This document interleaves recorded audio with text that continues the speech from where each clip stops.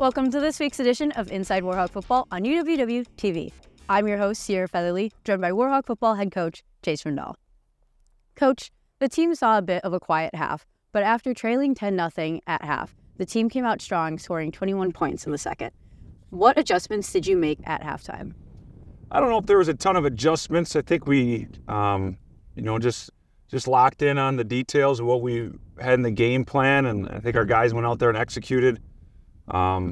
But yeah, proud of the guys for not throwing the towel in at halftime. The belief was there, the confidence was there, and we went out and fought to the end. We're not in the moral victory business, so this one stings as bad as the other.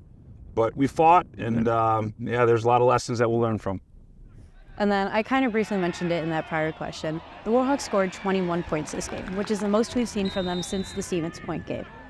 What was one aspect of the offense that really stood out to you? I think explosive plays. Jackson Chris was able to throw the ball down the field, and we were able to connect with multiple receivers. And that was something that we've been missing in a lot of the games this year. And that's what really allowed us to stay in that game and be in there till the end.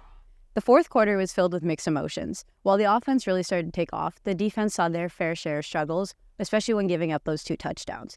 From your perspective, what happened in that fourth quarter? Yeah, I think it's just locking in on the details and being consistent. We weren't focused, and we maybe made a few mistakes there from a game or from a execution standpoint where we weren't in the right position. And we got to be better. You can't do that. You can't have slips and errors like that against an opponent of that caliber. So we got to learn from it and be better. Lastly, the Warhawks are going off to play their final game of the season against Eau Claire. How do you emphasize the importance of finishing the season off on a positive note, not just to the whole team, but some of those individual players like the seniors who were playing their last game as a Warhawk? Yeah, this will be our last week together, our last game, our last opportunity to play together and just test your character, who you are as a man. I think we got a bunch of really good dudes that love football, and we're going to go out there and try to play the best game. The process is going to remain the same. We're going to stay locked in. We got to show up every day with a sense of urgency to compete and find a way to get better. And I think we're going to put it together. I believe in these guys, and we just got to go put it on the field now. Thank you for your time, Coach. We'll see you next week.